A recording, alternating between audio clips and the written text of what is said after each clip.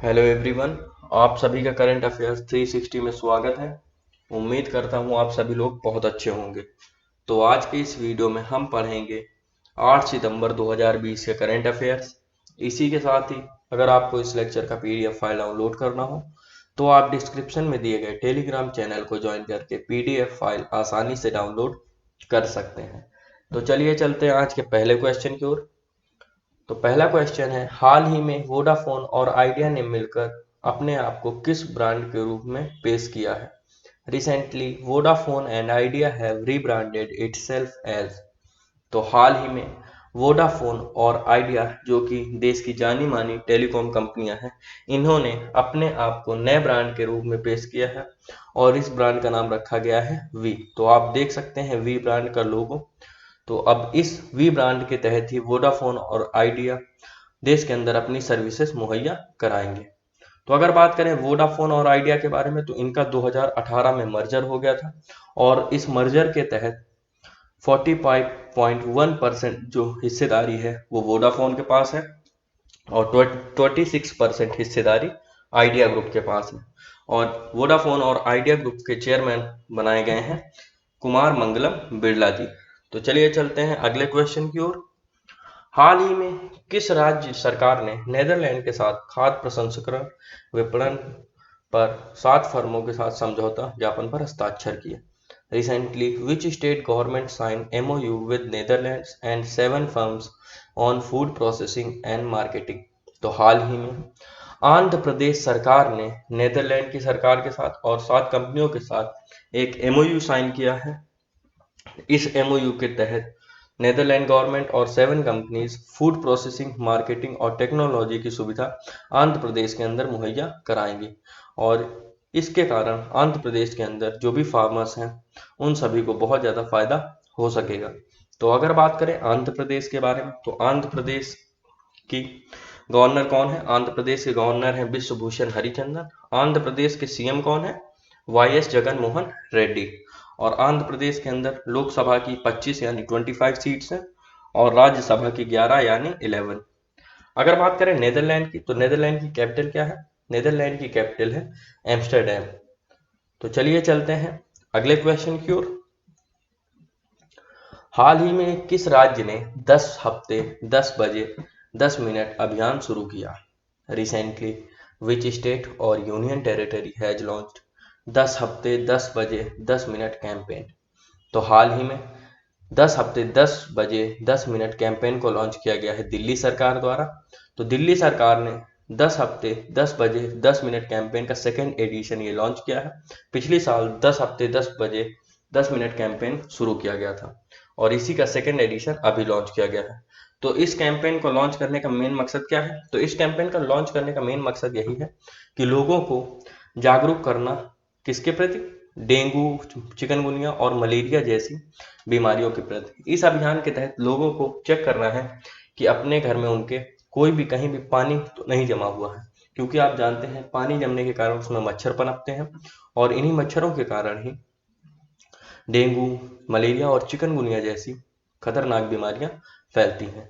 तो इस अभियान का मेन मकसद यही है कि लोग जागरूक रहें और घर में कहीं भी पानी न पनपने पाए आसपास भी, ताकि वह इन बीमारियों से बचे रहें।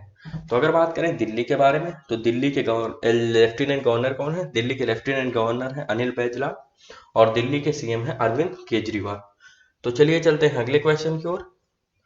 हाल ही में किस कंपनी ने छात्रों के बीच साइबर सुरक्षा के बारे में जागरूकता फैलाने के लिए साइबर पीस फाउंडेशन के साथ साझेदारी की है?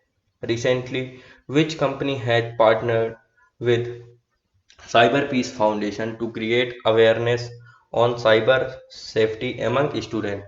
तो हाल ही में व्हाट्सएप ने साइबर पीस फाउंडेशन के साथ पार्टनरशिप की है और इस पार्टनरशिप के तहत साइबर पीस फाउंडेशन देश के अंदर छात्रों 15,000 छात्रों को साइबर सिक्योरिटी के बारे में जागरूक करेगी।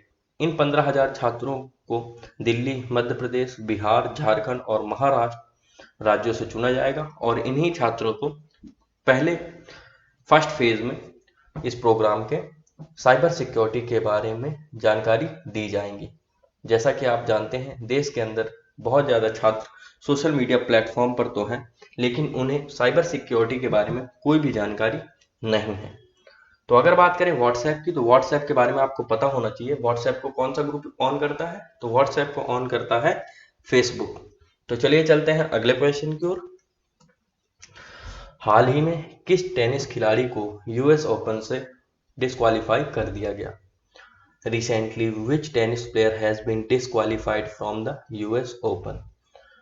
तो हाल ही में दुनिया के नंबर 1 टेनिस खिलाड़ी नोवाक जोकोविक को यूएस ओपन से डिस्क्वालीफाई कर दिया गया है। और डिस्क्वालीफाई इसलिए किया है क्योंकि इन्होंने एक मैच ऑफिशियल को गलती से बॉल मार दी थी, तो इसी कारण इन्हें यूएस ओपन से डिस्क्वालीफाई कर दिया गया है। तो अगर बात करें नोवाक जोकोविच की, तो ये किस कंट्री के हैं? तो आपको पता होना चाहिए ये सर्बिया किससे हैं। तो चलिए चलते हैं अगले क्वेश्चन की ओर। सर्वप्रथम कैनाबीस मेडिसिन परियोजना किस राज्य या केंद्र शासित प्रदेश में स्थापित की जाएगी? The first ever cannabis medicine project will be set up in which state और यूनियन टेरिटरी? तो हाल ही में यूनियन मिनिस्टर जितेंद्र सिंह ने अनाउंस किया है कि first ever cannabis medicine project setup किया जाएगा जम्मू और कश्मीर केंद्र शासित प्रदेश में। और यह जो कैनाबीस मेडिसिन प्रोजेक्ट होगा यह किसके सहयोग से सेटअप किया जाएगा? कनाडा के। और यह होगा setup Indian institute of integrative medicine जो कि जम्मू में स्थित है। तो चलिए अगर बात करें जम्मू एंड कश्मीर की, तो जम्मू एंड कश्मीर के गवर्नर कौन है? लेफ्टिनेंट। तो जम्मू एंड कश्मीर के एलजी हैं मनोज सिन्हा जी। और जम्मू एंड कश्मीर के अंदर लोकसभा की 5 सीटें और राज्यसभा की 4। तो चलिए चलते हैं अगले क्वेश्चन की ओर। हाल ही में किस देश की सरकार ने उन निर्माताओं को सब्सिडी प्रदान करने का निर्णय लिया है जो कि उत्पादन इकाई को चीन से हटाकर भारत और बांग्लादेश में शिफ्ट करेंगे? Recently, the government of which country had decided to provide subsidy to the manufacturers who are moving the production unit from China to India and Bangladesh?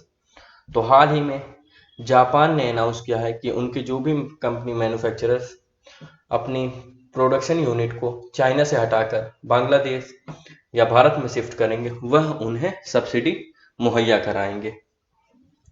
तो आप जानते ही हैं कि वुहान चाइना के कोरोना वायरस के कारण Japan ने अपनी सभी कंपनियों को कहा है कि अगर वह अपनी प्रोडक्शन यूनिट को चाइना से बाहर हटाते हैं तो वह उन्हें सब्सिडी मुहैया कराएगी। और इसी कारण अब तक जापान की 57 कंपनीज ने अपनी प्रोडक्शन यूनिट को चाइना से हटाकर वियतनाम में शिफ्ट कर दिया है। और अब इसी कगार में जापान ने कहा है कि अगर उनकी और भी कंपनियां प्रोडक्शन यूनिट अपनी हटाकर चाइना से इंडिया और बांग्लादेश में लाती हैं तो वह उन्हें भी सब्सिडी मुहैया कराएगी। तो अगर बात करें जापान के बारे में, तो जापान की कैपिटल है टोक्यो। जापान की करेंसी है जापानीज येन और जापानीज पीएम है शिंजो आबे। तो चलिए चलते हैं अगले क्वेश्चन की ओर। हाल ही में किस देश ने हाइपरसोनिक टेक्नोलॉजी डेमोन्स्ट्रेशन व्हीकल का सफल परीक्षण किया है? Recently, which country has successfully testified the hypersonic technology demonstration vehicle? तो हाल ही में हमारे प्यारे देश इंडिया यानी भारत ने सक्सेसफुली टेस्ट फायर कर लिया है हाइपरसोनिक टेक्नोलॉजी डेमोन्स्ट्रेशन व्हीकल का। और इस व्हीकल को सक्सेसफुली टेस्ट किया गया है डीआरडीओ के द्वारा। तो अगर बात करें यह हाइपरसोनिक टेक्नोलॉजी डेमोन्स्ट्रेशन व्हीकल होता क्या है? तो यह एक कैरियर व्हीकल होता है जो कि हाइपरसोनिक और लॉन्ग रेंज की क्रूज मिसाइल को कैरी करने में मदद करता है। और यह स्पीड प्रोवाइड कराता है साउंड की स्पीड से 6 गुना ज़्यादा स्पीड। तो अगर बात करें इसको बनाया किसके द्वारा गया है, तो इसको टेस्ट किया गया है, बनाया गया है डीआरडीओ के द्वारा।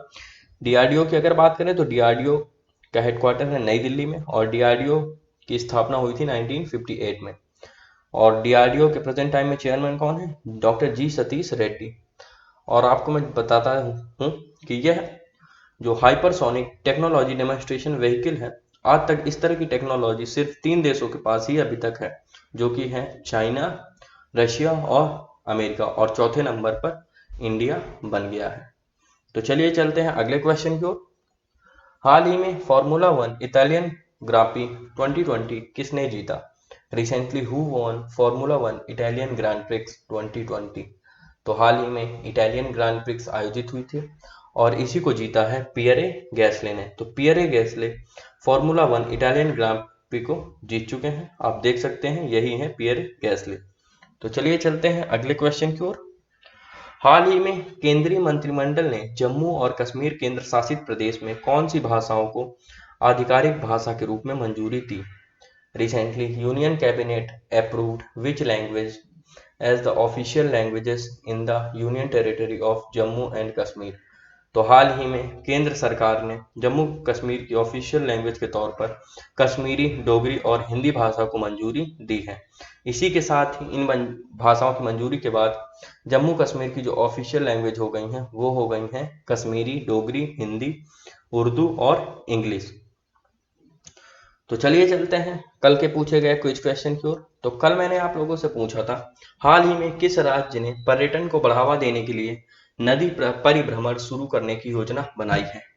Recently which state has plan to start river cruises to boost tourism? तो हाल ही में टूरिज्म को बढ़ावा देने के लिए नदियों में रिवर क्रूजेस यानी क्रूज की सुविधा मुहैया कराने की तैयारी की है उड़ीसा राज्य ने। तो इसका सही जवाब है उड़ीसा।